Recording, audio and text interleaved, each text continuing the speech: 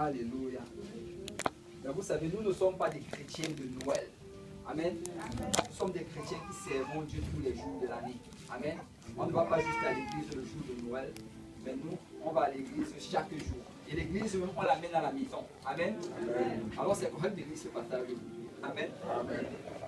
Donc, Luc chapitre 2, le verset 8, la Bible dit: il y avait dans cette même contrée des bergers qui passaient dans les champs les veilles de la nuit pour garder leurs troupeaux. Et voici un ange du Seigneur leur apparut, et la gloire du Seigneur resplendit autour d'eux. Ils furent saisis d'une grande frayeur.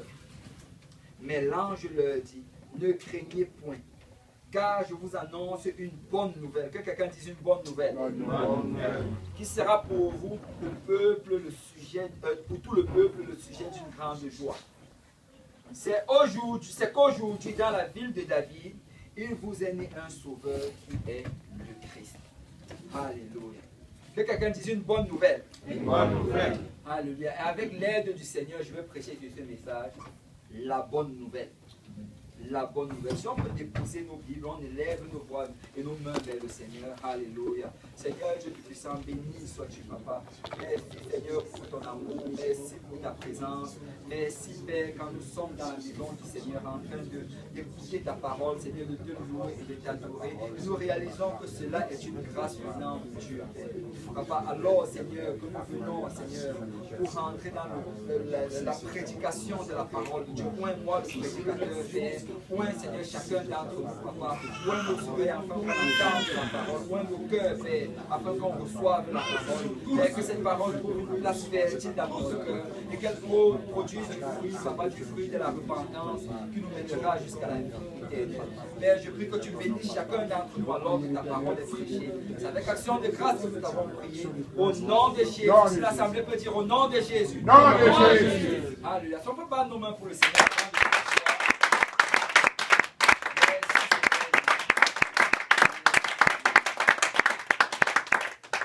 Vous asseoir dans la présence du Seigneur. Alléluia.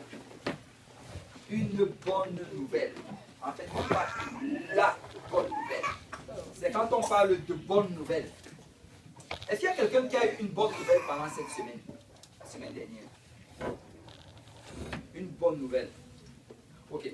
Quand on parle de bonne nouvelle, il faut réaliser que quand on parle de bonne nouvelle, c'est parce qu'avant cela, il y a eu de mauvaises situations. Ou bien il y a eu de mauvaises nouvelles. La bonne nouvelle est toujours en comparaison d'une mauvaise chose qui s'est passée avant. Je vais vous donner un exemple. Si je viens vous dire aujourd'hui que ma fille, Kylia, elle a pris un petit déjeuner ce matin. Bon. On va dire que c'est normal. Elle a pris, c'est normal qu'elle prenne un petit déjeuner le matin. Amen. Mais si par contre je vous disais que ça fait 3 jours qu'elle n'était pas capable de manger, ce n'est pas ça qui s'est passé. Là, je donne juste un exemple. Amen. Que ça fait 3 jours qu'elle n'était pas capable de manger, on lui donnait tout, mais elle vomissait. Mais aujourd'hui, par la grâce de Dieu, elle était capable de manger et qu'elle est en pleine forme. Ce que là, ça devient une bonne nouvelle. Amen. Donc c'est une bonne nouvelle parce qu'il y avait une mauvaise nouvelle avant. Et quand on parle de bonnes nouvelles dans la Bible, c'est parce qu'avant cela, il y avait une mauvaise nouvelle. Et vraiment, pour comprendre cela, nous devons rentrer, il y a de cela 6000 ans. Et on rentre dans le livre de Genèse. Amen. Et j'aurais besoin de l'aide. Si le frère John, tu as ta Bible ensemble. C'est David. C'est David. Ok, ben oui, tu vas quand même lire, c'est pas grave. Je vais te demander de lire de temps en temps. Donc, on va aller tous dans le livre de Genèse. Et au verset 1, d'abord, bon, ça je vais lire ceci. La Bible dit, au verset 1, au commencement, Dieu créa les cieux et la terre. En fait, ça se trouve il y a de cela 6000 ans. Et la Bible nous dit que Dieu crée les cieux et la terre. Mais vous savez, avant de créer les cieux et la terre, Dieu avait un objectif. Quand il créait cela, c'était parce qu'il voulait y mettre l'homme qu'il avait créé. Et la Bible nous dit qu'il a créé les cieux et la terre en 6 jours. Le premier jour, il a appelé la lumière. Le deuxième, il a séparé la lumière des ténèbres. Le deuxième jour, il a fait autre chose, et ainsi de suite, et ainsi de suite. Jusqu'au sixième jour, après avoir tout créé, là maintenant, il crée l'homme, et il place l'homme dans le jardin d'Éden. Et après avoir fait cela, qu'est-ce que Dieu fait? La Bible nous dit que Dieu venait chaque jour passer du temps avec l'homme. Amen.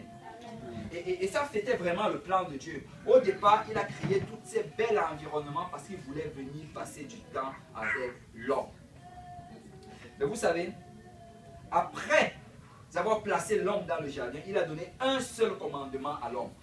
Frère John, si tu peux lire Genèse 2, versets 16 à 17. Genèse 2, versets 16 à 17. Et l'Éternel Dieu commanda à l'homme, disant, tu mangeras librement de tout arbre du jardin, mais de l'arbre de la connaissance du bien et du mal, tu n'en mangeras pas. Car au jour que tu en mangeras, tu mourras certainement. Le jour où tu vas en manger, tu vas mourir certainement. En fait, la Bible dit qu'après avoir tout créé, il met l'homme dans le jardin d'Éden. Et tu sais, si tu lis la description, le jardin d'Éden était un jardin magnifique. Vous savez, Dieu a des grands et des magnifiques projets pour chacun d'entre nous. Amen. Amen. Dieu a des merveilleux projets pour toi. Écoute, ce n'est pas la volonté de Dieu que tu souffres. Ce n'est pas la volonté de Dieu que tu traverses des dettes. Ce n'est pas la volonté de Dieu que tu sois malade. Dieu, ce qu'il a en réserve pour toi, ce sont des choses extraordinaires. Amen. La Bible dit que ce sont des choses que l'œil n'a point vues, des choses que l'oreille n'a point entendues, des choses qui ne sont même pas montées au cœur de l'homme. La Bible dit que ce sont des choses que tu ne peux même pas demander parce que tu ne peux même pas espérer ce genre de choses. Il a de très grandes choses pour toi. Amen. Donc avec ton on dit que Dieu a de grandes choses pour toi. Dieu a de grandes choses pour toi. Et quand tu regardes la description, c'était magnifique. Le jardin d'Éden, c'était le lieu le plus magnifique qu'il pouvait y avoir. Tu sais, dans le jardin d'Éden, il y avait tous les beaux arbres. Il a créé des beaux arbres. Et avec tout genre de fruits. Vous savez, aujourd'hui, on va souvent en Maxi, on achète des fruits, tu achètes le paquet, mais là-dedans, au fond de la boîte, il y a toujours les fruits pourris. Ils nous font toujours ce colis, mettre des fruits pourris quelque part pour que tu ne les voyais pas. Mais dans le jardin d'Éden, il n'y avait pas de fruits pourris. Amen. Il y avait beaucoup d'arbres, c'était rempli, mais tout était parfait, tout était beau. Il n'y avait pas d'herbe dans le jardin d'Éden. Et il n'y avait pas de saleté dans le jardin d'Éden. C'était magnifique. Et c'était ça la volonté de Dieu. Mais vous savez, après cela, il a donné un seul commandement à l'homme. Et il a dit que voici le commandement. Voici comment on va garder notre alliance. Tu ne vas pas manger du fruit de l'arbre qui se trouve au milieu du jardin. Donc aussi longtemps que tu ne manges pas ce fruit, on sera correct. Et vous savez, l'homme avait le choix de manger tellement de fruits. Et même pire, pour ceux qui ont déjà fait l'étude biblique, explorant la parole de Dieu. Au milieu du jardin, il y avait deux arbres. Il y avait l'arbre de la connaissance du bien et du mal, mais il y avait aussi l'arbre de la vie. Donc il pouvait même aussi manger de l'arbre de la vie. Mais la Bible nous dit que l'homme a désobéi. Waouh! Un seul commandement, il a désobéi cela. Et à cause de sa désobéissance, l'homme et la femme ont été chassés du jardin. Et regarde, si tu peux lire le frère John, chapitre 3, verset 24.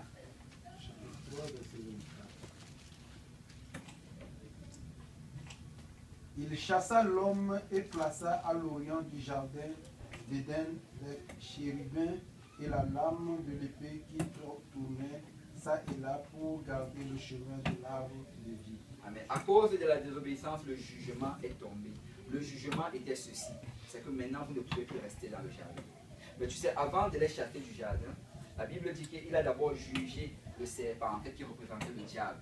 Il a dit au diable, ça c'est toujours dans le chapitre 3, qu'à partir de maintenant, tu vas manger la poussière de la terre tous les jours de ta vie. Et littéralement, ce qu'il est en train de dire au diable, c'est qu'à partir de maintenant, tu seras vaincu tous les jours de ta vie. Ça veut dire que nous avons la victoire sur le diable. Amen. Amen. Nous avons la victoire sur l'ennemi de notre âme. Si nous persévérons, si nous restons fermes, peu importe les attaques qu'il va envoyer sur nous, nous pouvons demeurer fermes dans le Seigneur.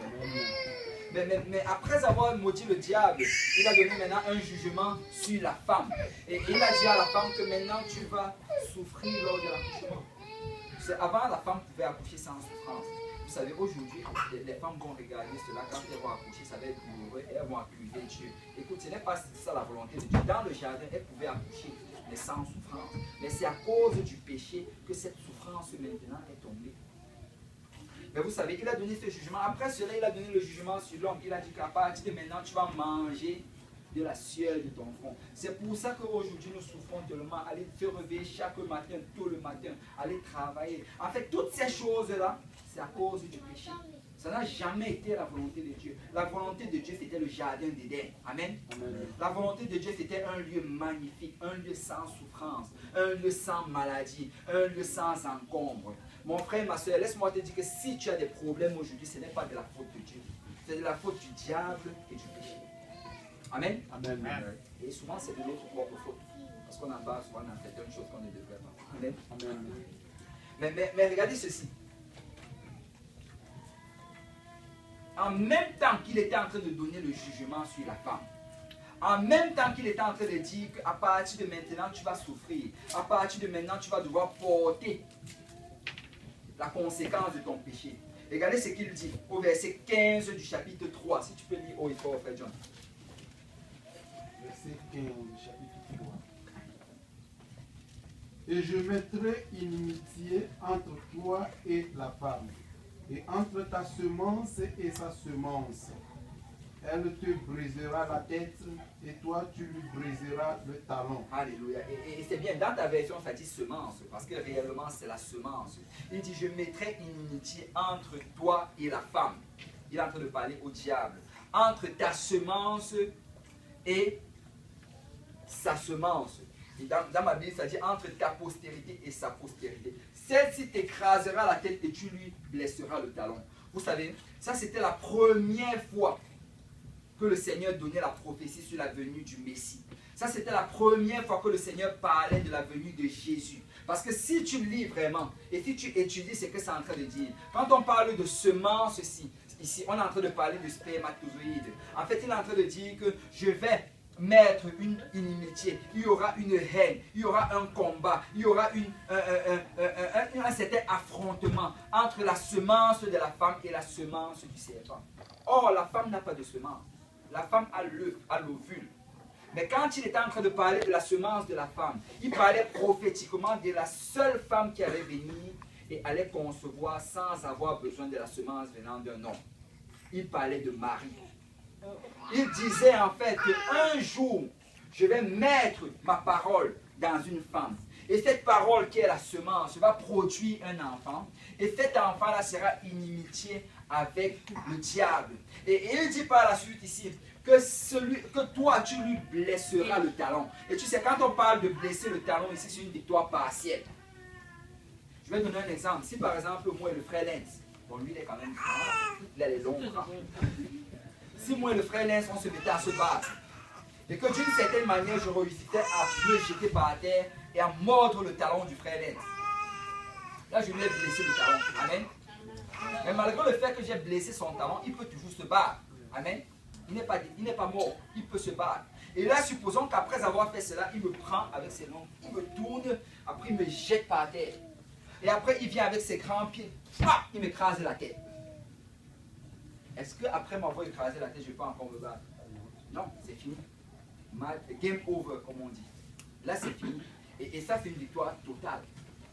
Donc, le Seigneur disait ceci, que le diable va avoir une victoire partielle sur le Seigneur Jésus, mais le Seigneur Jésus va avoir une victoire totale sur le diable. Et ça s'est exactement produit comme cela sur le calvaire.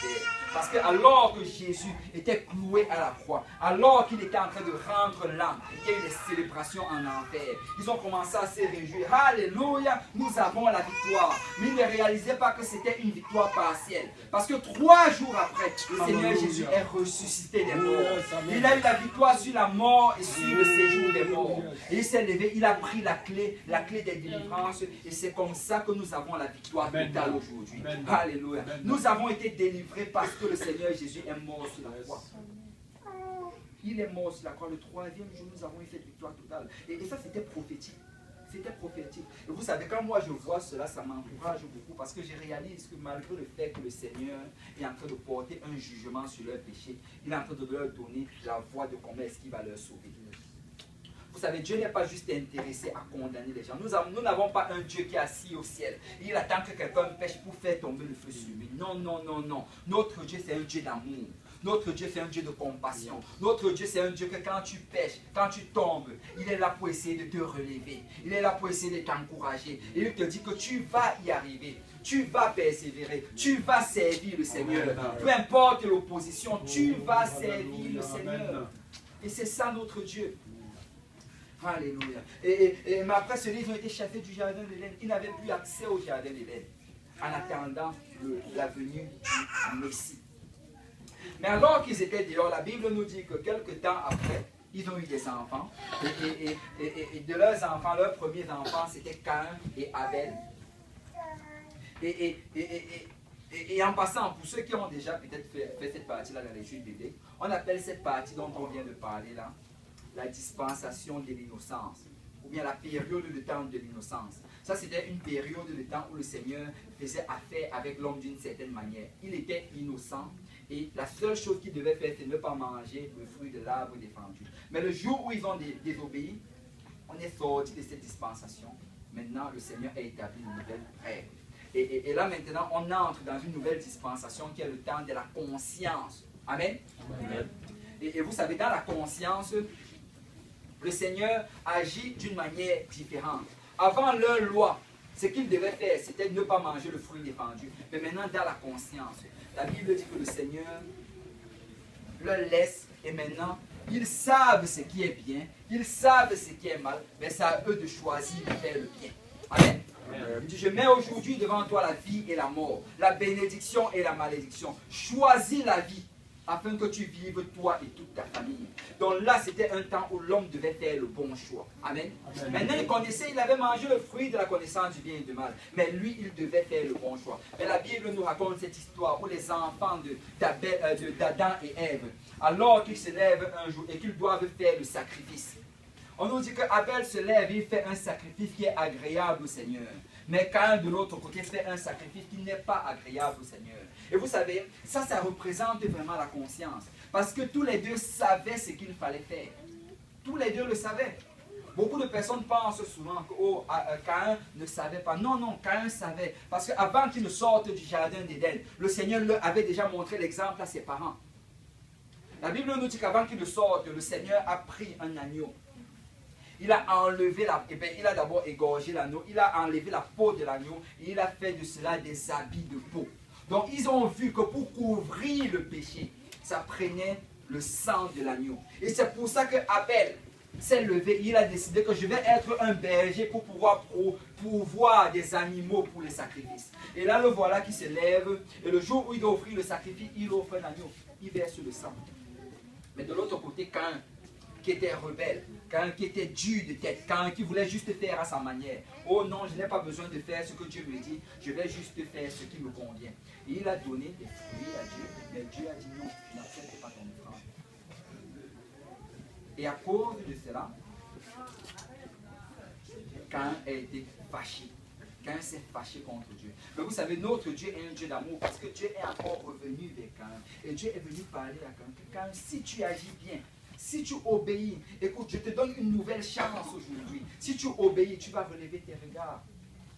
Mais la Bible dit que Caïn a désobéi et finalement il est parti et il a tué son frère. Il a fait le mauvais choix. Amen. Amen. Et après avoir fait le mauvais choix, la Bible nous dit que même les enfants de Caïn, alors qu'il avait des enfants, alors que le temps passait, ses enfants continuent à imiter leurs parents. Et on va aller dans le livre de Genèse, chapitre 6. Genèse, chapitre 6. Frère John, si tu peux lire à partir du verset 1 jusqu'au verset 3. Genèse 6, 1, 3. Et il arriva quand les hommes commencèrent à se multiplier sur la face de la terre, et que des filles leur furent nées, que les fils de Dieu virent les filles des hommes qu'elles étaient belles, et ils se prirent des femmes d'entre toutes celles et ils choisirent. Et l'Éternel dit, Et l'Éternel dit, mon esprit ne constatera pas à toujours avec l'homme, puisque lui n'est que chair. Mais ses jours seront 120 ans. Alléluia. Et c'est là que le Seigneur a porté le jugement justement sur la période des temps de la conscience. Pourquoi? Parce que l'iniquité n'arrêtait pas de grandir, la méchanceté n'arrêtait pas de grandir. Et là, le Seigneur vient, il regarde cela. Il voit comment les enfants de Dieu commencent à marier les enfants du monde. Et à cause de cela, le péché et l'iniquité s'accroît. Et là, il regarde, il dit que mon esprit ne contestera pas toujours avec l'homme. Et vous savez, ce qu'il est en train de dire ici, c'est que mon esprit était en train de leur parler. Mon esprit leur disait, choisissez le bien. Mon esprit leur disait, éloignez-vous de l'iniquité, éloignez-vous du mensonge, éloignez-vous du vol. Faites ce que je vous ai dit. Mais il n'arrêtait pas. Il dit, écoutez, je vais arrêter de discuter avec eux. Et vous savez, ça c'est une chose triste en fait. C'est une chose triste quand nous arrivions à un point où le Seigneur dit que je ne vais plus essayer de discuter avec lui. Je ne vais plus essayer de lui parler. Je vais juste fermer ma bouche à lui. Parce que quand on arrive dans ce point-là, il n'y a plus rien du tout de sauver. Amen. Amen. Et nous sommes vraiment encouragés par la parole du Seigneur de ne pas refuser d'obéir à ce qui nous est enseigné, de ne pas fermer nos oreilles à la parole de Dieu. Parce que si on n'arrête pas de fermer nos oreilles à la parole de Dieu, un jour, on va devenir entièrement sourd à cette parole et on va juste aller vivre dans le monde comme si on n'avait pas de Dieu. Mais la Bible dit que ce jour-là, le Seigneur a dit que ça en est assez. Le jugement va tomber sur la terre. J'en ai assez de discuter avec eux. J'en ai assez de leur parler et ils ne m'écoutent pas. Et la Bible dit, si tu peux lire encore à partir du verset 6. Verset 6 au verset... verset 5 au verset 7, pardon. Verset 5. Ouais. Et l'Éternel vit que la méchanceté de l'homme était grande sur la terre, et que toute l'imagination des pensées de son cœur n'était que méchanceté en tout temps. Et l'Éternel se repentit d'avoir fait l'homme sur la terre, et il s'en affligea dans son cœur. Verset 7.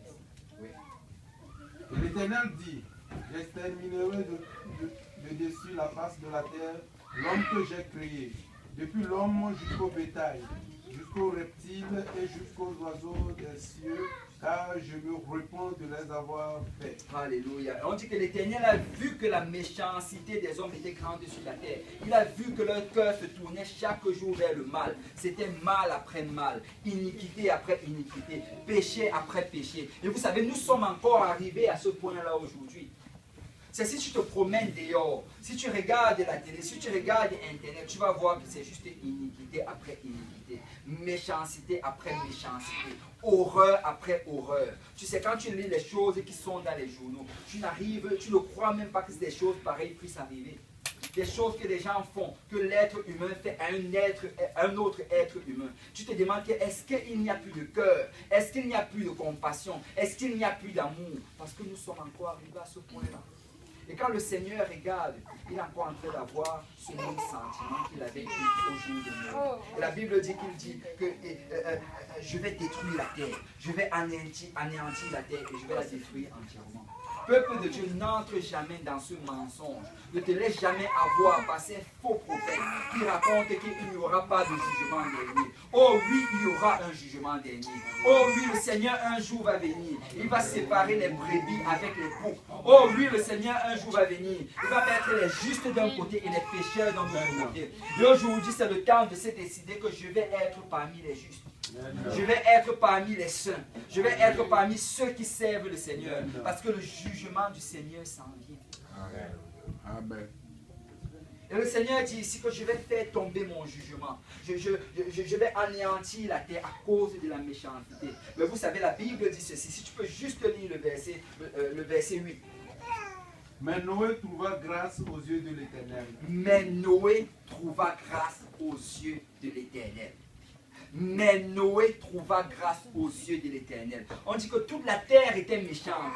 Toute la terre vivait dans le péché, dans le mensonge, dans toute genre d'iniquité. Mais la Bible dit que mais Noé trouva grâce aux yeux de l'Éternel. Peuple de Dieu, tu sais quoi, même si tu es le seul à servir le Seigneur, tu vas trouver grâce aux yeux de Dieu. Écoute, même si tu étais le seul sur cette terre, le Seigneur Jésus serait quand même venu mourir pour tes péchés. Écoute, ce n'est pas parce qu'on était trop nombreux que le Seigneur Jésus est venu mourir. Non, non, non. C'est parce qu'il ne voulait même pas qu'une seule âme périsse. C'est parce qu'il ne voulait même pas qu'une seule âme aille en enfer. Et peuple de Dieu, de la même manière que ça s'est passé en ce moment, le Seigneur Jésus va encore nous sauver. Amen. On dit que Noé trouva grâce aux yeux de l'Éternel. Alléluia. Et là, le Seigneur a donné le plan du tabernacle à Noé. Le Seigneur a dit, Noé, voilà ce que tu vas faire. Je veux que tu commences à construire, pas du tabernacle, le plan de l'arche, pardon. Je veux que tu commences à construire cette arche, ce grand bateau. Tu vas t'assurer que cette arche a 3 étages. Tu vas t'assurer que cette arche a une fenêtre. Tu vas t'assurer que cette arche est telle dimension. Et il a donné des instructions précises à Noé comment construire son arche. Vous savez, l'arche est un type de l'église. L'arche, c'est un symbole de l'église. Quand tu commences à étudier l'arche, tu vois comment le Seigneur pointait vraiment avec précision vers l'église. Et je vais vous donner quelques exemples. L'arche de Noé n'avait qu'une seule porte. Pour entrer dans l'arche, là, c'était juste par une porte. Or, la Bible nous dit, Jésus, il a dit ceci, je suis le chemin, la vérité et la vie. Nul ne vient au Père que par moi. Tu sais, le seul moyen d'aller au ciel, c'est par Jésus. Le seul moyen d'être sauvé, c'est par Jésus. Le seul moyen d'échapper au jugement qui va tomber sur la terre, c'est par Jésus. Parce que si tu voulais être sauvé du temps de Noé, tu devais entrer par la porte. Amen. Il n'y avait pas d'autre moyen d'entrer par là. C'était par la porte. Et il n'y avait qu'une seule porte. Et vous savez, l'arche encore représente l'église dans quel sens? C'est que l'arche, c'était le seul endroit où tu allais être sauvé en ce temps-là. Quand le Seigneur a commencé à faire tomber le déluge sur la face de la terre, la Bible dit que la terre a été complètement inondée. Et on dit même que la terre a recouvert jusqu'à les plus hautes montagnes. Donc tout ce qui était sur la terre allait mourir. Et l'eau est restée sur la terre pendant environ 1 an. Pendant 1 an, l'eau était remplie sur la terre. Donc même si tu étais un bon nageur, à un certain moment, tu allais mourir. Amen. Donc le seul endroit où tu pouvais être sauvé, c'était dans l'arche. Et vous savez, le Seigneur a fait de la même manière aujourd'hui. Le seul endroit où tu vas être sauvé, c'est si tu restes dans l'église. Si tu t'accroches à l'église. Peu importe les situations de ta vie, peu importe les problèmes dont tu fais face. Si tu dis, Seigneur, je vais rester accroché à l'église. Et quand je parle de l'église, je ne parle pas juste de la bâtisse. Amen. Parce que si on parlait de la bâtisse, ça allait dire qu'on va fermer la porte, on reste là jusqu'au retour du Seigneur. Mais ce n'est pas ça. L'église, ce n'est pas la bâtisse. L'église, c'est le corps du Christ. L'église, c'est tous ceux qui ont obéi à l'évangile et qui persévèrent dans les voies du Seigneur. L'église, c'est ceux qui sont en train d'œuvrer pour l'avancement du corps du Seigneur. Amen. Et c'est ça l'église. Et tu sais, le diable, il va nous combattre. Il va faire tout et tout ce qu'il peut pour qu'on sorte de l'église. Parce qu'il sait que si on abandonne le corps de Christ, on est perdu. Mais moi, je vais rester dans l'église. Moi, je vais persévérer et je vais m'accrocher. Et peu importe les montagnes, peu importe les vallées, peu importe les obstacles. Écoute, même si tu ne te sens plus comme rester dans l'église, reste dans l'église. Même si tu te sens comme rétrogradé, reste dans l'église.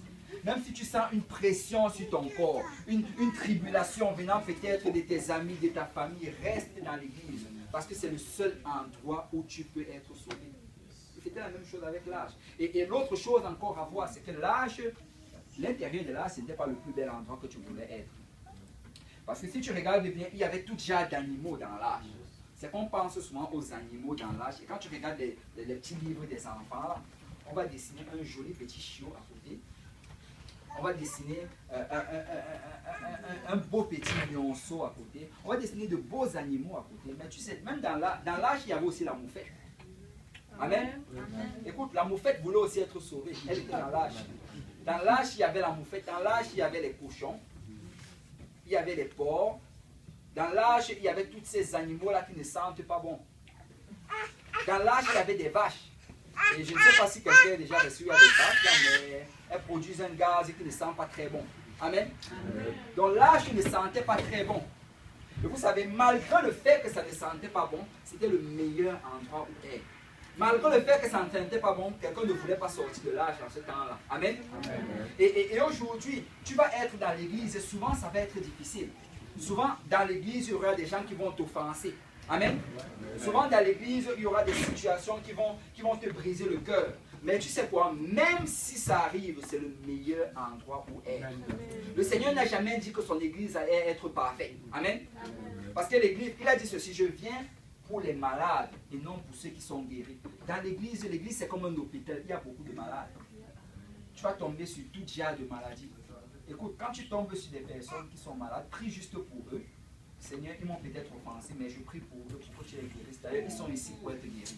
Amen. Et l'âge, ça ne sentait pas bon, mais c'était le meilleur endroit. Et l'église aujourd'hui, peu importe n'importe quel animal avec lequel tu vas faire face, juste reste dans l'église. Amen. Et vraiment, c'était le symbole précis. Et regardez, le Seigneur était tellement précis dans cela. Parce que alors que la pluie, alors que le jugement tombait sur la terre, l'eau grandissait sur la terre et l'âge était en train de monter. Donc pendant que les gens étaient en train de périr, l'âge montait. Et c'est exactement la même chose qui va se passer le jour de l'enlèvement. Nous allons être élevés vers le Seigneur dans les airs. Et alors qu'on sera élevé, le jugement va tomber sur la terre. Le Seigneur était fidèle dans tous les détails. Et vous savez, ça c'est l'un de mes détails favoris. Dans l'âge, tous ceux qui étaient dans l'âge avaient le même nom. Tous ceux qui étaient dans l'âge avaient le même nom. La Bible nous dit que ceux qui ont été sauvés en ce temps étaient au nombre de 8. C'était papa Noé, sa femme qui s'appelait Noé, et leurs 3 garçons qu'ils avaient eus, qui s'appelaient aussi des Noé. Ils avaient le nom de leur père. Et avec aussi leurs 3 femmes. En ce temps-là, ce n'était pas comme au Québec. Là, quand tu te mariais, tu prenais le nom de ton mari. Amen. Donc, toutes leurs femmes étaient aussi des Noé. Donc, tous ceux qui étaient dans l'âge, tous ceux qui étaient sauvés, c'était des Noé. Et je rends grâce au Seigneur qu'aujourd'hui encore, tous ceux qui sont sauvés portent le nom de Jésus.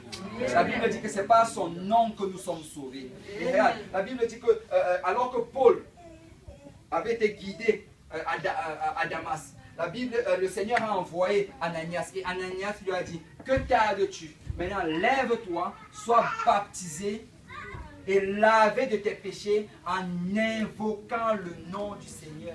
C'est parce que réellement là, ça prend que le nom du Seigneur soit invoqué sur nous. Ça prend que nous soyons baptisés au nom de Jésus. Et c'est ça qui nous donne accès à l'âge.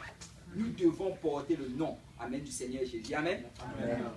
Et le Seigneur a respecté tous les détails. Mais par la suite, après cela, donc, cette dispensation-là est finie. La dispensation du temps de la conscience. Et là, on entre dans une nouvelle dispensation. Et vous savez, souvent, on divise cela en deux. On a la dispensation des patriarches, le temps des patriarches. Après, il y a le temps de la loi et des prophètes. Mais si tu regardes bien, ça peut être regroupé ensemble. Parce que, quelque temps après, le Seigneur a juste laissé les hommes sur la face de la terre. Il leur a donné des consignes partout. Il a dit dispersez-vous, multipliez-vous. Et là, ils sont partis. On ne va pas rentrer dans les détails, mais ils ont désobéi à la voix du Seigneur. Mais le Seigneur a laissé quelques temps. Et après cela, il a vu encore que son peuple ne le servait pas. Il a vu encore que ses enfants ne le servaient pas. Et là, il a commencé à chercher sur la face de la terre quelqu'un qui pouvait le servir. Et si on peut aller dans le livre de Genèse, chapitre 12. Genèse chapitre 12. Frère John, si tu peux lire à partir du verset 1. Genèse 12, verset 1. Et l'Éternel avait dit à Abraham, va-t'en de ton pays et de ta parenté et de la maison de ton père, dans le pays que je te montrerai, et je te ferai devenir une grande nation, et je te bénirai. Et je rendrai ton nom grand, et tu seras une bénédiction, et je bénirai ceux qui te béniront, et je maudirai ceux qui te maudiront, et en toi seront bénies toutes les familles de la terre. Alléluia. Et la Bible dit que le Seigneur ici regarde encore sur la face de la terre. Il regarde et personne ne le sait. Il regarde et tous se sont encore égarés de lui. Ce Dieu qui avait fait tomber le déluge, ce Dieu qui avait sauvé une famille, la famille de Noé, ce Dieu qui leur avait donné des consignes, que vous allez faire comme ceci. On dit que quelque temps après, ils se sont encore éloignés de Dieu, ils ne le savaient pas. Et là, il a regardé, il a vu un homme du nom d'Abraham. Abraham, si tu regardes l'histoire, Abraham vivait avant à Ur en Chaldée, et c'était une ville pécheresse, c'était une ville en fait qui adorait le Dieu soleil. Les parents d'Abraham adoraient des faux dieux. Et Abraham aussi vivait au milieu de cela. Mais le Seigneur a vu le cœur d'Abraham. Il a vu qu'Abraham désirait servir le seul et l'unique vrai Dieu. Et vous savez, peu importe, regarde, aujourd'hui souvent les familles, certaines personnes utilisent leur famille comme un lien. Oh, je suis né musulman, donc ça veut dire que je vais mourir musulman. Je suis né catholique, donc je vais mourir catholique. Je suis né dans le vaudou, donc je vais mourir dans le vaudou. Non, non, non, non. Si tu as soif de Dieu, Dieu peut te sortir de là. Si tu as soif de Dieu, Dieu peut t'enlever de cette génération-là et faire de toi un serviteur du Seigneur. Parce que le Seigneur a vu Abraham au milieu de cela et il a appelé Abraham. Il a dit, Abraham, va-t'en de ton pays. Je veux que tu sortes de ce pays-là, de ta patrie. Je veux que tu sortes de ces traditions et de ces coutumes. Et de la maison de ton père, je veux que tu laisses les tiens, parce qu'ils ne me servent pas. Dans le pays que je te montrerai. Et tu sais, la promesse de Dieu, c'était une promesse où il ne te disait pas exactement où tu partais. Et c'est comme ça que le Seigneur fait la plupart du temps. Il t'appelle, il te dit, viens. Tu dis, Seigneur, où est-ce que je vais? Il te dit, juste viens. Parce que le Seigneur veut que tu aies la foi. Amen. La Bible dit que la foi, c'est la ferme assurance des choses qu'on espère, une démonstration de celles qu'on ne voit pas. Ça veut dire que quoi? Ça veut dire que quand le Seigneur t'appelle, quand tu vois quelque chose dans la parole de Dieu, quand quelque chose t'est prêché venant de la parole de Dieu, tu n'as pas besoin de voir la chose, il faut juste croire. Amen. Le Seigneur l'a dit, alors si je le fais, je vais avoir la récompense associée à cela. Amen. Le Seigneur l'a déclaré, alors si je l'applique, je vais voir la grâce et la bénédiction du Seigneur. Et c'est ça la foi. La Bible dit que sans la foi, il est impossible de lui être agréable. Sans la foi, c'est impossible d'être agréable à Dieu. Souvent, oh Seigneur, montre-moi d'abord, je vais obéir. Le Seigneur te dit qu'obéis d'abord, je vais te montrer. Amen. Obéis d'abord à la parole de Dieu et je vais te montrer. Et nous devons nous avancer vers le Seigneur avec foi. Et le Seigneur a appelé Abraham. C'est pour ça qu'on l'appelle le père de la foi. Parce que c'était des choses difficiles en fait. Abraham était confortable dans la maison de son père. Et ils étaient aisés, ils étaient riches. La Bible nous dit qu'Abraham et ses parents, ils étaient pas mal riches. Et ils étaient dans un lieu confortable. Il était déjà avancé en âge. C'était pas un âge où Abraham voulait même se déplacer. Mais la Bible dit que le Seigneur le lève. Il lui dit, lève-toi, quitte toutes ces richesses, quitte toute cette abondance et va dans le pays que je vais te montrer. Waouh, ça c'était pas facile. Et aujourd'hui on regarde souvent l'appel de Dieu dans notre vie, on a l'impression que c'est difficile. Ça c'était plus difficile que ça. C'était plus difficile. Et regarde, on peut mettre ça dans notre contexte. Imagine, ce Seigneur, le Seigneur te dit, lève-toi et sors, va prendre de l'avion et ensuite je vais te montrer où je vais t'amener. Ça vient Et c'était dans ce contexte en fait qu'Abraham se trouvait. Mais la Bible dit qu'Abraham a eu la foi en Dieu. Abraham a cru en Dieu et cela lui fut imputé à justice. Parce qu'il a cru, Dieu a accompli toutes les promesses qu'il avait faites à Abraham. Et regardez l'appel, il dit, je ferai de toi une grande nation, je te bénirai, je rendrai ton nom grand et tu seras une source de bénédiction. Alléluia. Quand Dieu appela Abraham, ce n'était pas juste pour Abraham. Il appelait, il disait que je vais t'utiliser pour bénir d'autres personnes. Est-ce que vous savez que chacun d'entre nous ici a tout un peuple que le Seigneur veut utiliser pour bénir? Chacun d'entre nous ici a des gens qui sont liés, qui sont associés à lui, de telle manière à ce que si on se place au bon endroit, non seulement nous allons être bénis, mais cette bénédiction va s'écouler également sur ces autres personnes. Nous sommes des sources de bénédiction. Amen. Mais ça prend d'aller par la foi. De dire, Seigneur, me voici, fais ce que tu promets de faire. Mais la Bible dit par la suite qu'il dit, je bénirai ceux qui te béniront et je maudirai ceux qui te maudiront. Et toutes les familles de la terre seront bénies en toi. Et ça, c'est vraiment de la même manière que le Seigneur nous appelle. C'est quand le Seigneur t'appelle, il déverse un tas de bénédictions sur toi. Il dit, je vais te bénir, je vais te protéger, je vais veiller sur toi, je vais guérir tes maladies, je vais rétablir tes voies, je vais te restaurer et je vais maudire ceux qui te maudissent. Ceux qui s'élèvent contre toi ne pourront pas avoir de succès parce que je veille sur toi. Et ce sont des promesses que nous avons. Amen. Amen. Ce sont des promesses qui sont associées à notre appel. Et Abraham a reçu cela. La Bible dit qu'Abraham s'est levé et il est parti. Et alors qu'il est parti, il a commencé à servir le Seigneur, il a commencé à marcher. Il a eu des obstacles, parce que vous savez, le Seigneur va nous mettre à l'épreuve. Amen. C'est facile de dire qu'on aime le Seigneur. C'est facile de dire qu'on va faire les choses pour le Seigneur. Mais souvent, le Seigneur va nous mettre à l'épreuve pour qu'on voie vraiment si on va faire ce qu'on a dit. Amen. Mais peu importe les épreuves, juste continue à servir le Seigneur. Parce que même si tu faillis l'épreuve, il va te montrer la voie pour la réussir la prochaine fois. Et la Bible dit qu'Abraham est allé vivre plusieurs épreuves. Il en a raté certaines, il en a réussi d'autres. Mais par la suite, Abraham a eu un enfant qui s'appelait Isaac. Et quand Isaac est venu, Isaac a reçu toutes les promesses que Abraham avait reçues. Parce que le Seigneur veut donner ses promesses à nos enfants également. Amen. Il a dit qu'à toi et à tes enfants et à tous ceux qui sont au loin. Donc chacun de nos enfants vont recevoir les promesses que nous avons reçues si nous demeurons fermes. Mais par la suite aussi, Isaac a eu son enfant Jacob. Et les promesses ont été transférées à Jacob. Et quand tu regardes leur vie, c'était des vies remplies d'abondance, des vies de bénédiction, des vies de sacrifice aussi. Parce que c'est ça le plan du Seigneur. Mais vous savez, après cela,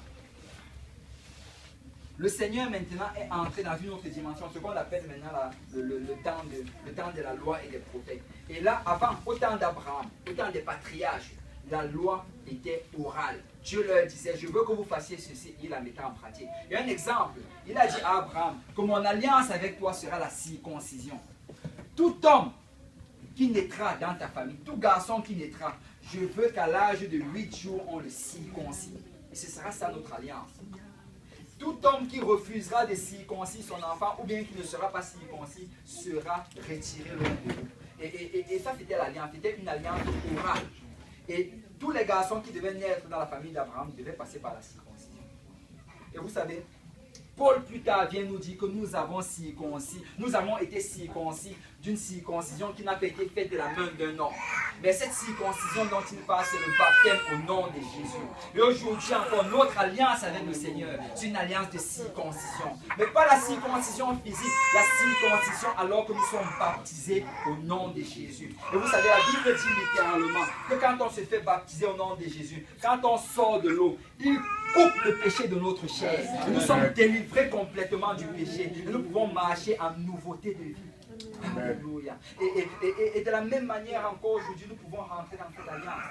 Mais vous savez, Abraham l'a fait, Isaac l'a fait, Jacob l'a fait. Mais après cela, ils sont partis en captivité. Ils sont partis en Égypte, ils sont restés en captivité. Et 400 ans après, ils sont sortis d'Égypte. Et quand ils sont sortis d'Égypte, le Seigneur leur a dit, à partir de maintenant, nous allons établir une nouvelle alliance. Et littéralement, là, c'était l'alliance qu'il avait déjà commencé avec Abraham, mais maintenant il va la mettre sur papier. Et on va aller dans le livre d'Exode, chapitre 19.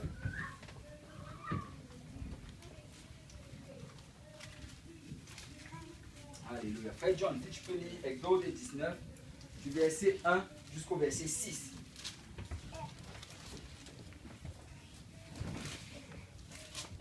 Exode 19, verset 1 au verset 6. Au troisième mois, après que les fils d'Israël furent sortis du pays d'Égypte, en ce même jour, ils vinrent au désert de Sinaï. Ils partirent de Rephidim et vinrent au désert de Sinaï et campèrent dans le désert. Et Israël campa là, devant la montagne. Et Moïse monta vers Dieu, et l'Éternel l'appela de la montagne, disant, tu diras ainsi à la maison de Jacob, et tu l'annonceras aux fils d'Israël.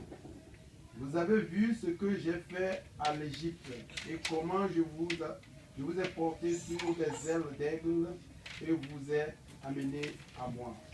Et maintenant, si vous écoutez attentivement ma voix, et si vous gardez mon alliance, vous m'appartiendrez et propre d'entre tous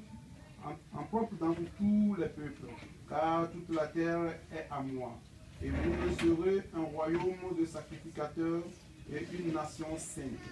Ce sont là les paroles que tu diras aux fils d'Israël. Ce sont là les paroles que tu diras aux fils d'Israël. C'est donc que dès qu'ils sortent d'Égypte, le Seigneur les rassemble tous devant la montagne de Sinaï. Et là, il dit à Moïse que viens, voilà ce que tu vas faire. Je veux que tu ailles dire au peuple d'Israël qu'ils doivent se rassembler ici et je vais faire une alliance avec eux. Et écoutez bien ma voix. Si vous gardez mon alliance, vous m'appartiendrez. Si vous gardez mon alliance, vous m'appartiendrez. Vous savez, pour appartenir au Seigneur, ça prend de garder l'alliance du Seigneur. Amen. On n'appartient pas juste au Seigneur automatiquement. Parce que selon notre chair, selon nos péchés, nous nous éloignons de Dieu. Selon le style de vie que nous vivons, nous ne pouvons pas appartenir au Seigneur. Regardez ceci. La raison pour laquelle il avait été chassé du jardin d'Éden, ce n'est pas parce que Dieu les détestait. Dieu ne les détestait pas. Dieu n'a jamais haï l'homme. Dieu n'a jamais détesté la créature qu'il a créée. La raison pour laquelle ils ont été chassés du jardin d'Éden, c'est parce qu'ils avaient le péché en eux. Regardez dans Ésaïe chapitre 59, la Bible dit « Non, la main de l'Éternel n'est pas trop courte pour sauver, ni son oreille trop dure pour entendre, mais ce sont vos péchés qui créent une séparation entre vous et votre Dieu. » Tu sais, là, le péché ne peut pas demeurer dans la présence du Seigneur. Le Seigneur ne peut pas rester à un endroit où il y a le péché. Donc, il devait les sortir du jardin. Mais en leur sortant, il leur a fait la promesse qu'un jour, je vais prendre soin de ce péché. Un jour, je vais rétablir notre alliance. Un jour, nous allons rentrer encore dans cette relation qu'on avait dans le jardin d'Éden. Et pendant tout ce temps, le Seigneur était en train de leur montrer que c'est ça ma volonté. Je veux rétablir l'alliance. Je veux que vous soyez pour moi un royaume de sacrificateurs. Je veux qu'on puisse se parler directement, alors de la même manière qu'on se parlait dans le jardin d'Éden. Mais vous savez, ce jour-là, le Seigneur a donné la loi à Moïse. Dans Exode chapitre 20, il donne la loi à Moïse. Il donne les 10 commandements. Vous ne ferez pas ceci. Vous ne ferez pas ceci, vous ne ferez pas ceci, tu ne feras pas, tu ne feras pas, tu ne feras pas. Et la loi vraiment qu'il a donnée à Moïse, c'était comme un jugement. Parce que si tu regardes les choses dont il dit dans la loi, ce sont les choses qu'il faisait. Amen. Le Seigneur n'inventait pas juste cela. Il disait ça parce que c'est ça qu'il faisait. Il leur disait, vous n'allez plus le faire. Et c'était un jugement. Mais vous savez, quand Moïse est descendu du mont Sinaï, il avait les tablettes de la loi en main, faites écrites par la main de Dieu. Mais à son autre main, il avait le plan du tabernacle. À son autre main, il avait le moyen de pouvoir d'être sanctifié si on brisait la loi. Dieu n'est pas juste intéressé à te dire ce que tu ne dois pas faire. Dieu veut également te dire comment tu vas y arriver pour ne pas le faire. Dieu veut également te montrer comment être purifié si tu tombes. La Bible dit que le juste tombe 7 fois, mais l'Éternel va toujours le relever. L'Éternel va toujours le protéger. L'Éternel va toujours veiller sur lui. Parce que quand tu tombes, ce n'est pas la volonté de Dieu que tu restes par terre. Mais le Seigneur veut que tu te relèves, que tu redresses tes épaules, que tu dis Seigneur, je vais encore avancer. Seigneur, je vais encore persévérer. Oh, peut-être que je suis tombé, mais aujourd'hui, je sais que tu vas m'aider. Je sais que tu vas m'aider à avancer et être fortifié dans le Seigneur. Amen. La Bible nous encourage vraiment à nous fortifier nous-mêmes, en nous appuyant sur le Seigneur. Nous devons nous appuyer sur la parole de Dieu. Oh, je sais que Dieu a dit qu'il ne va jamais m'abandonner ni me laisser. Même si je suis tombé, il a dit que même si ma mère m'abandonnait, que lui, l'Éternel, ne m'abandonnera jamais. Nous devons nous appuyer sur l'Éternel. Amen. Amen. Et il est descendu avec le plan du tabernacle. Et le plan du tabernacle encore, c'est un type parfait de l'Église. C'est quand tu étudies le plan du tabernacle que tu réalises que le Seigneur a encore donné le symbole parfait de l'Église. Premièrement, pour entrer au tabernacle, il n'y avait qu'une seule porte. Et le tabernacle, je ne sais pas s'il y a des gens ici qui ne le savent pas, mais c'était cette tente-là qu'il devait dresser dans le désert, partout où il devait s'arrêter. Et c'était dans ce temple-là, dans cette tente-là qu'il y avait la présence de Dieu. Et quand il a donné le plan de cela, il a dit premièrement une seule porte. Que quelqu'un dise une porte. Une porte. Et cette porte encore, c'est Jésus. Le seul moyen d'entrer dans le temple, c'était par la porte. Et le seul moyen encore d'entrer dans l'église, c'est Jésus. Deuxième chose, quand tu regardes dans le temple, il y avait 3 lieux. Et le premier lieu d'abord, c'était le parvis. Dans le parvis, il y avait 2 ustensiles qui étaient l'autel des sacrifices et il y avait la cuve d'airain. Et l'autel des sacrifices, ça représentait la repentance. Et le Seigneur disait encore à travers cela que pour le pardon des péchés, c'est à travers la repentance. Tu sais, le premier pas pour s'avancer vers le Seigneur, c'est la repentance. Et je vais le répéter. Le premier pas pour s'avancer vers le Seigneur, c'est la repentance. Amen. Et je vais encore le répéter. Le premier pas pour s'avancer vers le Seigneur, c'est la repentance. Amen. Sans repentance, il n'y a pas de pardon des péchés. Écoutez, nous voulons souvent venir vers le Seigneur. Oh Seigneur, prends-moi tel que je suis. Le Seigneur dit, repens-toi. Repens-toi. Et la repentance a deux parties. La première partie, c'est d'abord de reconnaître qu'on est pécheur. Je reconnais que j'ai péché. Je reconnais que ce n'est pas de la faute de mon frère. Ce n'est pas de la faute de ma soeur. Ce n'est pas de la faute de mes parents. Oh oui, il y a eu des choses dans le passé. Oh oui, les gens m'ont offensé. Mais je reconnais que j'ai péché. Amen. Vous savez, aujourd'hui, il y a des gens qui accusent toujours Adam à cause de leur péché. La Bible dit que Adam a péché, mais nous aussi, nous avons péché. Amen. Amen. Nous avons péché et nous devons reconnaître que nous avons péché. Et après avoir reconnu qu'on a péché, la deuxième chose, c'est de demander pardon et de prendre l'engagement devant le Seigneur de changer. C'est ça la repentance. Je reconnais que j'ai péché. Seigneur, pardonne-moi pour mes péchés et aide-moi à changer. Aide-moi à changer. C'est ça. Et vous savez, ça c'est vraiment la clé si tu veux t'avancer vers le Seigneur. Sans la repentance, c'est impossible de s'approcher de Dieu. Et nous devons nous repentir. Amen. Amen. Nous devons nous repentir. Et après cela, il y avait la cuve d'airain. La cuve d'airain, c'était le lieu où le sacrificateur devait se laver. S'il ne se lavait pas et qu'il entrait dans le lieu saint, dès qu'il allait entrer, dès qu'il allait mettre le premier pas, il allait tomber et mourir. Instantanément. Et le Seigneur avait dit cela. Il doit se laver avant d'entrer dans le temple. Et vous savez, aujourd'hui aussi, si nous voulons entrer dans l'église, si nous voulons nous connecter au corps du Christ, être un membre du corps du Christ, ça prend le baptême au nom de Jésus. Et que le baptême n'est pas facultatif. Le baptême n'est pas quelque chose, oh je peux le faire comme je ne peux pas le faire. Non, non, non. Nous devons être baptisés au nom de Jésus si nous voulons avoir le pardon des péchés. Amen. Amen. Amen. Et après le baptême, après le lavage, là maintenant il allait rentrer dans le lieu saint, et après dans le lieu très saint où le Seigneur allait le remplir, où il y avait la présence de Dieu, ce qui représente le baptême du Saint-Esprit. Et le Seigneur a montré tout cela. Et vous savez, depuis la création, quand tu regardes, c'était mauvaise nouvelle après mauvaise nouvelle. Mauvaise nouvelle après mauvaise nouvelle. Et là, j'arrive presque à la fin. Mauvaise nouvelle après mauvaise nouvelle. Tu vois d'abord, premièrement, dans la première dispensation, première période, dans le temps de l'innocence, l'environnement était parfait.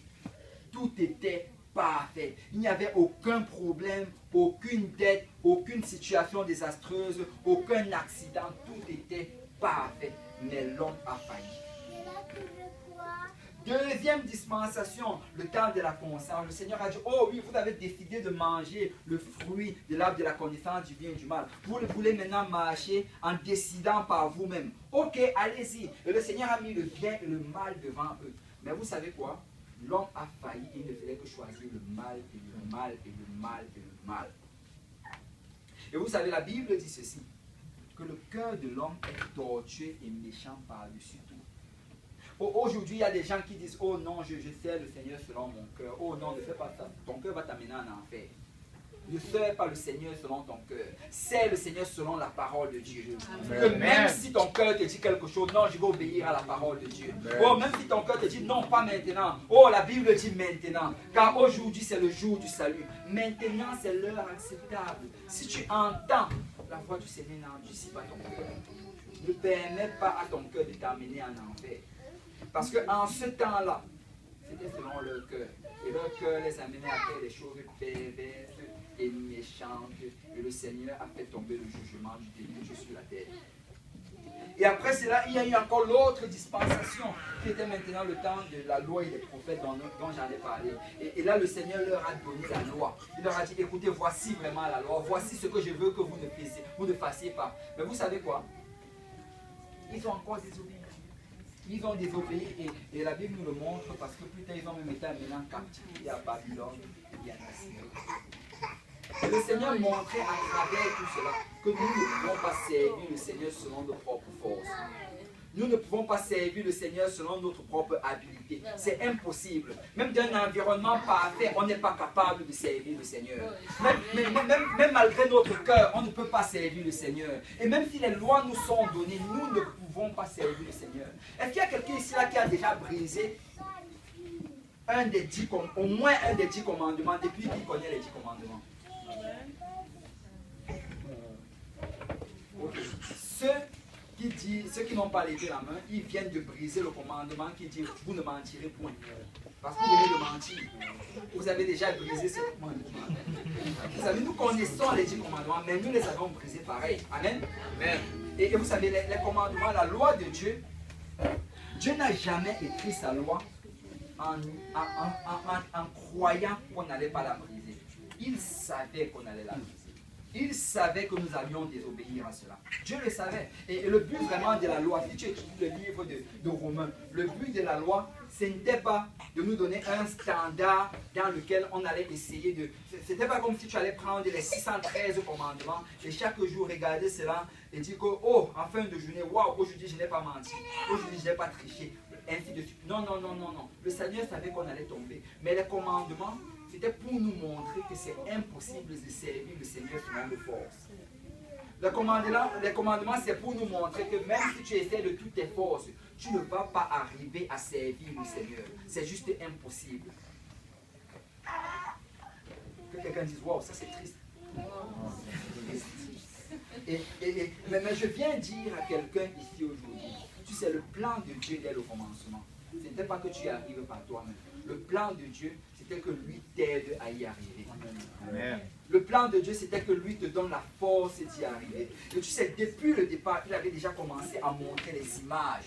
Il avait déjà commencé à montrer les types. Dans le jardin d'Éden, quand ils ont péché, la Bible dit que Dieu, comme je l'ai mentionné tantôt, il a pris un agneau, il a égorgé l'agneau, et il a pris les peaux de l'agneau, il a revêtu de cela comme habit. Et là, il était déjà en train de leur montrer, de pointer, qu'un jour, je vais couvrir vos péchés par le sang de l'agneau. Après cela, Abel et Caïn viennent offrir un sacrifice. Abel offre ce sacrifice-là d'un agneau immolé au feu. Et le Seigneur montrait encore que c'est comme ça que je dois agir. Et plus tard, on voit Abraham. Abraham prend son fils unique et pas l'offrir encore en sacrifice. Le Seigneur montrait qu'un jour, je vais agir de cette manière. Et là qu'on arrive dans la loi et les prophètes, le Seigneur donne dans la loi, il dit, voilà comment vous allez faire. Le jour de la Pâque, vous allez prendre un agneau, et vous allez prendre un agneau par famille, et cet agneau-là, chacun va venir mettre sa main dessus, et quand vous allez égorger cet agneau, vos péchés vous seront pardonnés. Et là, le Seigneur est en train de montrer que ce sera par l'agneau. Et vous savez, la bonne nouvelle derrière cela, c'est que le Seigneur a accompli sa promesse. Amen. Le Seigneur a fait exactement ce qu'il avait dit qu'il allait faire. Et la Bible nous dit, dans ce qu'on a lu en introduction, si on peut retourner dans Frère John, si tu peux lire encore ce qu'on a lu en introduction, c'est Luc chapitre 2, verset 8. Luc chapitre 2, verset 8 à 11. Et il y avait dans la même contrée des bergers demeurant au champ et gardant les troupeaux durant les veilles de la nuit. Et voici un ange du Seigneur se trouva avec eux. Et la gloire du Seigneur resplendit autour d'eux. Et ils furent saisis d'une forte grande peur. Et l'ange leur dit, n'ayez point de peur, car voici, je vous annonce un grand sujet de joie, qui sera pour tout le peuple, car aujourd'hui, verset 11, n'ayez point de peur, car voici, je vous annonce un grand sujet de joie, qui sera pour tout le peuple, car aujourd'hui, dans la cité de David, vous est né un sauveur, qui est le Christ, le Seigneur. Alléluia. Et le Seigneur dit, je vous annonce une bonne nouvelle. Que quelqu'un dise une bonne nouvelle. Une bonne nouvelle. Alléluia. La bonne nouvelle, c'est que Jésus est venu. La bonne nouvelle, c'est que Dieu s'est manifesté en chair. Regardez bien dans 1 Timothée chapitre 3, verset 16. Si quelqu'un peut, si tu peux trouver ça, frère. 1 Timothée 3, 16. Alléluia. Écoutez, Jésus, ce n'est pas le Fils de Dieu qui était assis à côté de son Père et qui s'est levé un jour, il est venu sur la terre. Non, non, non, c'est pas ça que la Bible dit. 1 Timothée 3, 16. 1 Timothée 3, 16.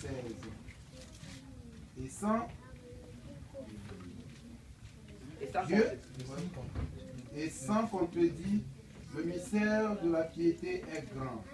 Dieu a été manifesté en chair. Waouh! Et sans contredit, ça veut dire sans discussion. On n'a pas besoin de discuter là-dessus. Amen. On n'a pas besoin de discuter de midi à 14h, comme on dit. Ou bien d'avoir un débat là-dessus. Et sans contredit, sans aucune négociation. On n'a pas besoin d'être très intelligent pour le comprendre parce que la Bible le dit. Sans contredit, le mystère de la piété est grand. Amen. Et ce mystère, regardez, dans la plupart des Bibles, on met 2 points parce qu'on explique ce mystère. Vas-y, frère John. Dieu a été manifesté en chair. Dieu a été manifesté en chair. Ça ne dit pas le Fils de Dieu a été manifesté en chair. Non, non, non, non. Écoute, lis bien dans ta Bible. Dieu a été. Dans certaines Bibles, on met celui. Mais dans la version originale, comme dans celle que John est en train de lire, c'est Dieu. C'est Dieu, le créateur du ciel et de la terre. Celui qui a fait la promesse à Ève. Celui qui a dit à Ève, écoute, la semence qui proviendra de la femme écrasera la tête de la semence du serpent. Et tu sais, quand il était en train de parler, il parlait de cette semence-là qui est Jésus-Christ. Il disait qu'un jour, je vais moi-même venir. Je vais me manifester en chair et je vais venir mourir pour les péchés de l'humanité. Regarde, il dit, Dieu a été manifesté en chair. Justifié par l'Esprit, vu des anges. Et quand on parle de vue des anges, c'est les anges n'avaient jamais vu Dieu. Parce que Dieu en fait est esprit. Amen. Amen. Et l'esprit c'est comme le vent. Les anges sont au ciel, ils chantent Saint, Saint, Saint et l'Éternel les a rendus pendant des années et des années, mais ils ne voient absolument rien. Mais pour la première fois depuis leur création, quand ils ont vu Jésus, ils ont vu cet enfant là sur la crèche, ils ont vu Dieu. Ils ont vu Dieu. Ils ont vu Dieu. Et c'est pour ça qu'ils ont loué, ils ont dansé dans les campagnes. Que Alléluia, nous avons vu notre Créateur. Alléluia, nous avons vu celui que nous adorions depuis des siècles et des siècles et des siècles. Dieu a été vu des anges.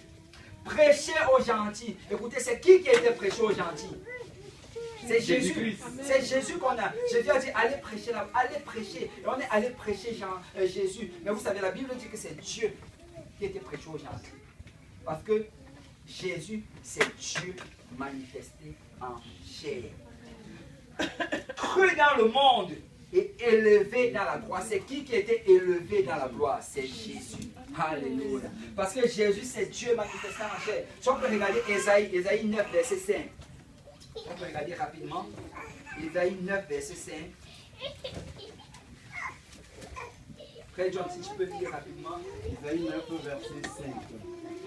Car toute chaussure de guerre... Après, lis au verset 6, je crois dans ta version. Verset 6. Ok.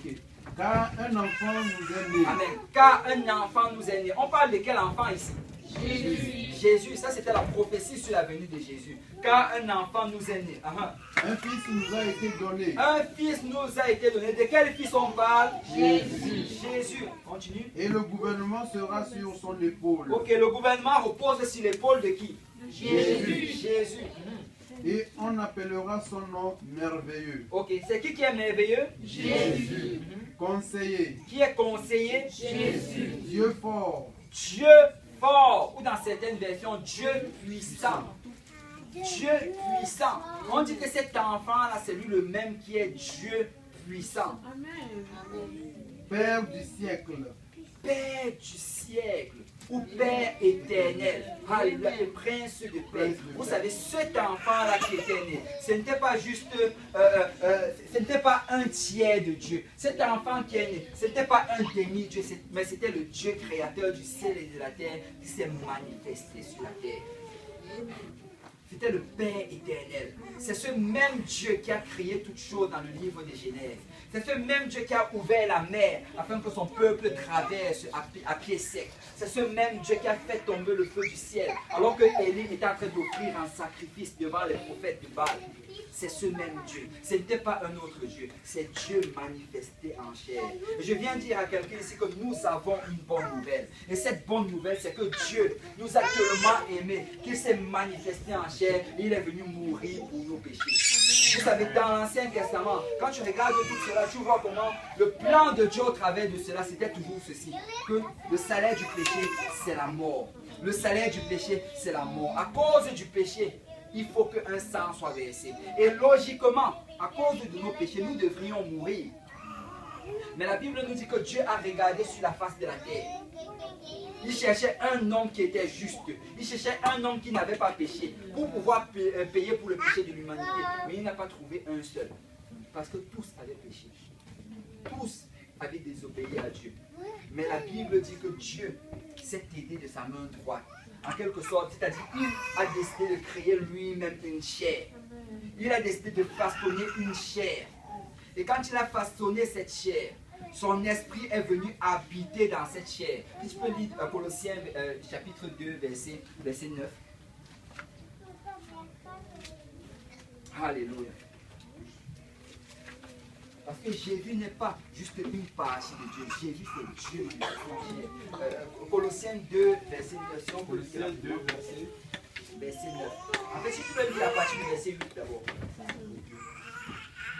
Prenez garde que personne ne fasse de vous sa proie, par la philosophie et par des vaines déceptions selon l'enseignement des hommes, selon les éléments du monde et non selon Christ. Amen. Il dit que prenez garde, faites attention qu'on ne vous mente pas. Faites attention qu'on ne vous raconte pas des histoires et des mensonges qui sont basés sur les traditions des hommes, sur la psychologie, sur la philosophie et sur toutes ces choses.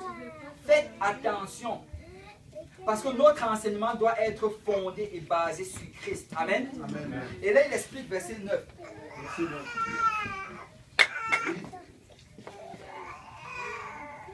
Car en lui habite toute la plénitude de la déité corporellement. Car en lui habite toute la plénitude de la déité corporellement. Dans ma version et dans la version de plusieurs. Car en lui habite corporellement toute la plénitude de la divinité.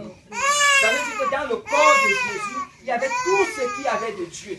Dans le corps de Jésus, il y avait tout l'esprit de Dieu. Dans le corps de Jésus, il y avait toute la grandeur et la puissance de Dieu. En fait, le corps de Jésus, c'est un corps que l'esprit de Dieu a créé et l'esprit de Dieu est venu habiter en lui. Parce que Jésus est le temple de l'esprit de Dieu. Amen.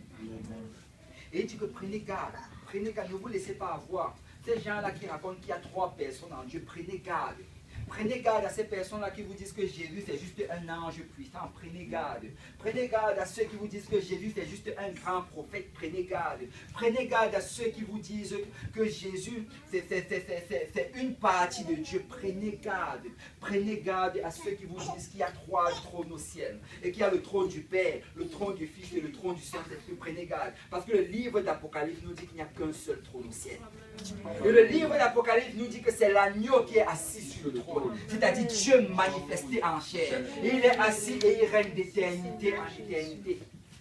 Prenez garde. Et la bonne nouvelle, c'est que Dieu s'est manifesté en chair. La bonne nouvelle, c'est que Dieu est venu sur la terre. Et il a passé 33 ans et demi sur cette terre. Et alors qu'il était ici, il nous a enseigné ses voies. Il nous a parlé de ses préceptes. Il nous a donné la direction qu'on devait suivre.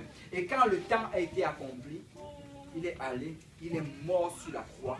Pas pour ses péchés, parce qu'il n'a jamais péché, mais pour nos péchés. Amen. Amen. Pour qu'on puisse avoir le pardon de nos péchés. Alléluia. Et on va finir avec ceci. On va aller dans le livre de 1 Corinthiens chapitre 15. Vous savez, quand on parle de bonne nouvelle, le mot évangile, ça signifie littéralement bonne nouvelle. Le mot évangile, en fait, c'est un mot qui vient du grec. Et ça signifie littéralement là, en grec bonne nouvelle. Et beaucoup de fois on parle de l'évangile, l'évangile. Mais on ne réalise pas souvent vraiment c'est quoi l'évangile. Et le livre de 1 Corinthiens chapitre 15 verset 1 nous définit l'évangile. Alors frère John, si tu peux lire 1 Corinthiens 15 verset 1. Or, je vous fais savoir, frère, l'évangile que je vous ai annoncé, que vous avez aussi reçu, et dans lequel vous êtes, par lequel aussi vous êtes sauvés. Si vous tenez ferme la parole que je vous ai annoncée, à moins que vous n'ayez cru en vain. Amen. On va faire une pause là. Je vous rappelle, frère, c'était un rappel. Il n'était pas en train de leur annoncer cela, il le savait déjà. Il dit, je vous le rappelle. Faites attention de ne pas oublier cela, c'est important. Amen. Dis à ton voisin, c'est important. C'est important. Je vous rappelle, frère, l'évangile que je vous ai annoncé, que vous avez reçu. Tu sais, l'évangile va être annoncé, la bonne nouvelle va être annoncée. Amen. Amen. Mais pour qu'elle soit efficace, la première chose, c'est qu'il faut d'abord la recevoir. Il faut réaliser que cette bonne nouvelle-là peut avoir de l'effet dans ma vie. Ça peut changer ma vie. Ça peut m'amener dans une nouvelle dimension de connaissance et de relation avec le Seigneur. Il dit que voilà, vous l'avez reçu, dans lequel vous avez persévéré. Ça prend de persévérer dans la bonne nouvelle. Amen. Ça prend de s'accrocher à cela. Je connais, Dieu est mort pour moi. Je m'accroche à cette bonne nouvelle. Et regardez, continue. Et par lequel vous êtes sauvés. Le seul moyen d'être sauvé, c'est par l'évangile. Vous savez, on ne va pas être sauvé par Bouddha. On ne va pas être sauvé par Mohamed. On ne va pas être sauvé par Confucius. On ne va pas être sauvé par nos bonnes œuvres. Non, non, non. Écoute, c'est bien de donner à Centraide. Mais ce n'est pas tes dons que tu donnes à Centraide qui vont te sauver.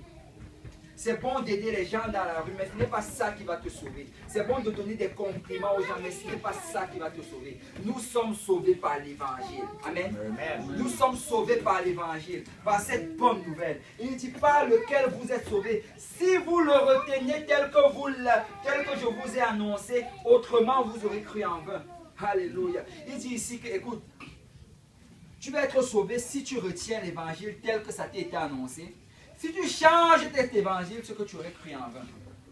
Vous savez, ce serait quelque chose de tellement triste qu'après avoir vécu pour le Seigneur, après avoir été fidèle dans la maison du Seigneur, fidèle dans les études bibliques, après avoir évangélisé et témoigné pour le Seigneur, que quand tu arrives devant le Seigneur Jésus, que le Seigneur te regarde et te dit que non, tu n'entres pas ici, tu as cru en vain. Et littéralement, c'est ça qu'il est en train de dire. Il dit qu'il y a des gens, en fait, qu'on va leur dire, vous avez cru en vain. Oh oui, vous avez cru. Vous aviez eu une grande foi, mais c'était en vain. Et pourquoi c'était en vain? Parce que leur croyance n'était pas basée sur l'évangile. Oh, ils avaient décidé de croire à quelque chose d'autre, mais différent de l'évangile. Regarde, Jésus a dit ceci à Nicodème. Si tu ne nais d'eau et d'esprit, tu ne peux pas entrer dans le royaume des cieux.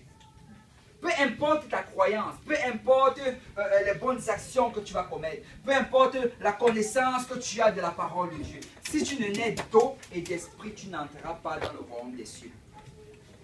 Et vous savez, si quelqu'un ne se fait pas baptiser d'eau, si quelqu'un ne se fait pas baptiser du Saint-Esprit, il aura cru en vain. Ce n'est pas ma parole, c'est la parole du Seigneur Jésus. Ce n'est pas la parole de l'église pentecôtiste de Saint-Michel, c'est la parole du Seigneur Jésus. Ce n'est pas la parole de l'église pentecôtiste unie internationale, c'est la parole du Seigneur Jésus. Il dit que si quelqu'un ne le fait pas, il aura cru en vain. Et regardez maintenant ce qu'il dit, verset 3. Je vous ai enseigné avant tout, comme je l'avais aussi reçu, que Christ est mort pour vos péchés. Ça, c'est la première partie de l'évangile. Que quelqu'un dise Christ est mort. Christ est mort. Alléluia, selon les Écritures. Qu'il a été enseveli, ça c'est la deuxième partie. Que quelqu'un dise Christ est enseveli. Alléluia. Et il dit, et qu'il est ressuscité le troisième jour selon les Écritures. Que quelqu'un dise qu'il était ressuscité le troisième jour. Alléluia. Il y a trois parties de l'évangile. La mort, l'ensevelissement et la résurrection de Christ. C'est ça l'évangile. C'est ça la bonne nouvelle. La bonne nouvelle, c'est que Dieu a été manifesté en chair et qu'il est venu mourir pour nos péchés. La bonne nouvelle, c'est que Dieu, après être mort, il était enseveli pour nous. Et la bonne nouvelle, c'est que Dieu, après être enseveli le troisième jour, il est ressuscité des morts et il a eu la victoire sur la mort et sur le Seigneur. C'est ça la bonne nouvelle. Mais tu sais, le jour de la Pentecôte, le jour où ce message a été prêché pour la première fois par l'Église, on va aller dans Actes chapitre 2. Ce jour, quand le message a été prêché pour la première fois, après avoir prêché ce message, tous ceux qui étaient en train d'entendre ont posé une question à Pierre. Et si tu peux lire le verset 37. Et ayant eu ces choses, il eut le cœur saisi de compunction, et ils dirent à Pierre et aux autres apôtres, que ferons-nous, frères? Et Pierre leur dit... Tu vas d'abord t'arrêter là. Et on dit, après avoir entendu ce discours, bon, dans sa Bible, c'est une version, le français un peu violent, on dit compunction, le mot difficile, mais ça veut littéralement dire qu'ils ont le cœur vivement touché. Ils ont été touchés par la parole. Ils ont fait la parole de Dieu. Et ils ont dit à Pierre et aux autres apôtres, que ferons-nous, frères? Dites-nous ce qu'on doit faire. Vous dites que Christ est mort, que Christ est enseveli, que Christ est ressuscité. Qu'est-ce que nous on doit faire par rapport à ça? Parce qu'il reconnaissait qu'il y avait quelque chose à faire. Tu sais, Dieu veut faire des choses dans ta vie, mais Dieu s'attend à ce que tu fasses aussi des choses. Amen. Amen. Écoutez, ne vous laissez pas mentir par ces gens-là qui disent que oh, chacun s'assoit, Dieu le pousse. Non, Dieu ne pousse personne. Dieu veut que tu fasses tes pas vers lui. La Bible dit que alors que nous nous approchons de Dieu, Dieu s'approche de nous. Amen. Amen. Et ici, ils ont demandé qu'est-ce que nous on doit faire. Christ a fait, qu'est-ce que nous on doit faire? Verset 30. Et Pierre leur dit, repentez-vous et que chacun de vous soit baptisé au nom de Jésus-Christ, en rémission des péchés, et vous recevrez le don du Saint-Esprit. Amen. Et Pierre leur dit, voilà ce que vous devez faire. Repentez-vous et que chacun de vous soit baptisé au nom de Jésus-Christ pour le pardon des péchés. C'est pour le pardon des péchés. Amen. Et vous recevrez le don du Saint-Esprit. Vous savez, Pierre dit ici que Jésus a fait 3 choses. Jésus est mort, il était enseveli et il est ressuscité. Vous aussi, vous devez faire 3 choses. 1, vous devez vous repentir. Amen. Amen. La repentance, c'est pour s'identifier à la mort de Christ. Quand nous nous repentons, regardez, la repentance, ça vient d'un mot grec métanao. Ça veut dire littéralement faire demi-tour. Ça veut dire que tu marchais dans une certaine direction, tu mentais, tu volais, tu trichais, tu jouais un peu avec tes impôts. Mais là, quand tu te répands, tu te retournes complètement. Tu ne mens plus, tu ne triches plus, tu ne joues plus avec tes impôts. Amen. C'est ça la repentance. Et la repentance, comme je l'ai expliqué tantôt, ça a 2 parties. Il y a d'abord là, tu demandes pardon et ensuite tu prends la décision de ne plus faire ces choses-là. Et ça, c'est le premier pas. Et vous savez, comme Christ est mort, nous devons nous repentir. Et quand on se repent, en fait, c'est le vieil homme qui est en train de mourir. On décide littéralement que l'ancien moi là est mort. La deuxième partie, Christ était enseveli. La Bible nous dit que nous avons été ensevelis avec Christ par le moyen du baptême. Ça veut dire que quand on se fait baptiser au nom de Jésus-Christ, on rencontre le sang de Jésus dans l'eau et on est complètement purifié de nos péchés. C'est pour ça que la Bible dit ici, soyez baptisés au nom de Jésus pour le pardon de vos péchés. Donc c'est pour le pardon. Écoute, si tu veux avoir le pardon des péchés, ça prend que tu te fasses baptiser au nom de Jésus. Et le baptême, c'est au nom de Jésus. Il y a des gens aujourd'hui qui baptisent au nom du Père, Fils et Saint-Esprit. Ce n'est pas biblique. Il n'y a aucun baptême au nom du Père, Fils et Saint-Esprit dans la Bible. Tu regardes dans tout le livre des Actes, il n'y a même pas un seul baptême au nom du Père, Fils et Saint-Esprit. Tous les baptêmes sont au nom de Jésus. Pourquoi? Parce que la Bible dit que celui qui invoquera le nom du Seigneur sera sauvé. Et le seul endroit où on invoque le nom du Seigneur sur toi, c'est lors du baptême. Amen. Amen. Donc ça prend, comme Pierre vient de le dire dans Acte 2, 38, qu'on soit baptisé au nom du Seigneur Jésus-Christ. Et ça, c'est la chose qu'on doit faire. Comme Christ est enseveli, nous, on entre dans l'eau. Et il dit par la suite, et vous recevrez le don du Saint-Esprit. Tu sais, la troisième chose que Christ a fait, c'est qu'il est ressuscité des morts. Et nous, après avoir été baptisés, si on commence à louer le Seigneur va nous remplir de son esprit. Et vraiment, le Saint-Esprit, là, c'est la vie de Dieu qui vient en toi. L'Esprit de Dieu vient habiter en toi et te donne la puissance de vivre et de servir le Seigneur. Vous savez, le Seigneur, avant de partir, il a dit, pour le moment, je suis avec vous, mais je dois m'en aller, alors je serai en vous.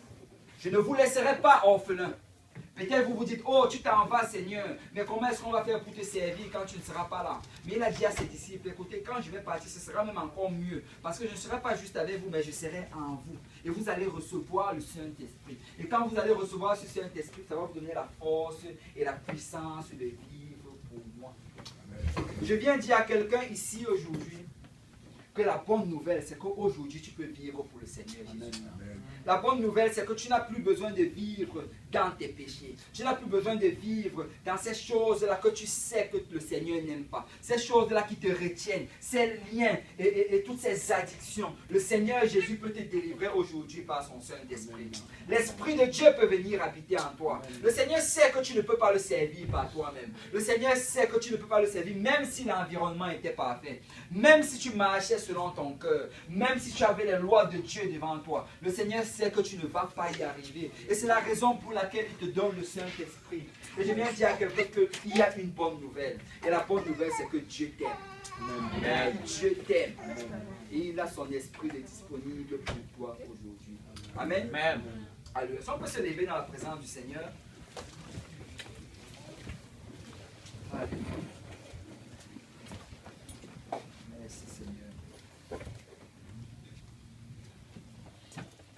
Alléluia. Je vais finir avec ce passage. Dans le livre de Jérémie, chapitre 31, à partir du verset 31, la Bible dit, voici, les jours viennent, dit l'Éternel, où je ferai avec la maison d'Israël et la maison de Juda une nouvelle alliance. Quelqu'un dit une nouvelle alliance? Une nouvelle alliance. Non comme l'alliance que j'ai traitée avec leur père, le jour où je les saisis par la main pour les faire sortir du pays d'Égypte. Alliance qu'ils ont violée, quoique je fusse leur maître, dit l'Éternel. C'est le Seigneur est en train de dire ici que je ne veux pas faire la même alliance que j'ai fait avec les gens dans le passé. Nous sommes dans la nouvelle alliance. Nous sommes dans la nouvelle alliance. Écoute, j'ai une alliance avec eux dans le passé. Ils l'ont brisé. Ils ont vécu dans le péché. Ils ont vécu dans l'iniquité. Ils n'arrivaient pas à me servir. Ils tombaient et tombaient. Ils n'arrêtaient pas de s'éloigner de moi. Mais j'ai du mieux pour eux aujourd'hui. J'ai une nouvelle chose pour eux aujourd'hui. J'ai quelque chose de bon. Quelque chose de meilleur. Et il dit au verset 33, mais voici l'alliance que je ferai avec la maison d'Israël. Après ces jours-là, dit l'Éternel, je mettrai ma loi au-dedans d'eux. Tu sais, l'Éternel avait écrit sa loi sur les tablettes de pierre.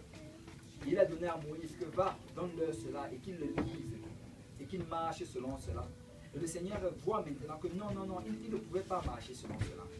Alors ce que je vais faire, je ne vais pas l'écrire sur les tablettes de pierre, mais je vais mettre ma loi au-dedans d'eux. Je l'écrirai dans leur cœur. Je vais écrire cette loi maintenant dans leur cœur. Et je serai leur Dieu. C'est moi qui vais diriger leur pas. Et ils seront mon peuple. Ils vont m'appartenir. C'est la nouvelle alliance dans laquelle nous sommes aujourd'hui.